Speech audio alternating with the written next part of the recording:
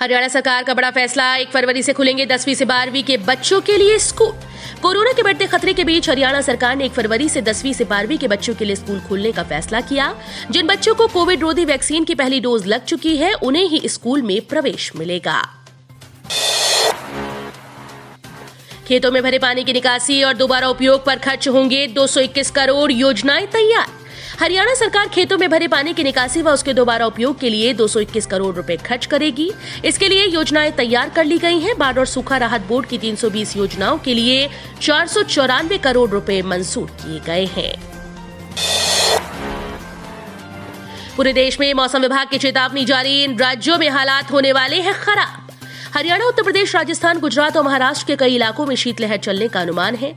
मौसम विभाग के अनुसार अगले 24 घंटों के दौरान पश्चिमी हिमालय पर हल्की से मध्यम बारिश और हिमपात हो सकता है। पंजाब के उत्तरी हिस्सों, हरियाणा के कुछ हिस्सों, उत्तर प्रदेश, पश्चिम बंगाल, उड़ीसा और पूर्वोत्तर भारत में कुछ स्थानों पर हल्की बारिश हो सकती है। हरियाणा में डरा रहे मौत के आंकड़े, इन जिलों से आ रहे ज्यादा केस। हरियाणा में कोविड-19 के 6007 नए मामले सामने आने के साथ ही राज्य में कुल संक्रमितों की संख्या बढ़कर 9,14,826 हो गई। राज्य में इस दौरान संक्रमण से 17 और मरीजों की मौत होने से मृतकों की तादाद 10,194 पहुंच गई। राज्य के स्वास्थ्य विभाग ने एक बुलेटिन जारी कर इस बात की जानकारी दी। गुरुग्राम जिले में सर्वाधिक 2,097 नए मरीज मिले हैं। पुलिस प्रशासन पूरी तरह से अलर्ट, सीएम तिरंगा फहराने आ रहे अंबाला। गणतंत्र दिवस के मौके पर हरियाणा के मुख्यमंत्री मनोहर लाल खट्टर तिरंगा फहराने अंबाला आने वाले हैं, जिसके लिए पुलिस प्रशासन भी पूरी तरह से अलर्ट है।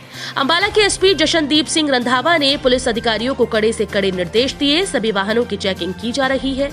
इसके साथ ही होटल्स की भी चेकिंग की जा रही है, ताकि ये पता लगाया जा सके कि कोई संदिग्ध व्यक्ति तो नहीं ठहरा हुआ है।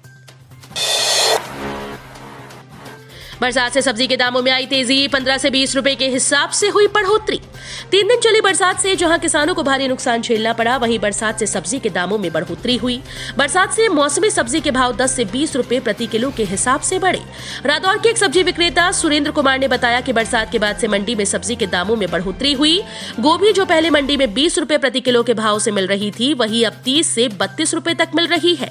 टमाटर के भाव में भी 20 रुपए तक की बढ़ोतरी हुई है। 5 राज्यों में चुनाव प्रचार को लेकर हरियाणा के डिप्टी सीएम बोले, अभी लोहा गर्म होने दो, हथौड़ा फिर मारेंगे।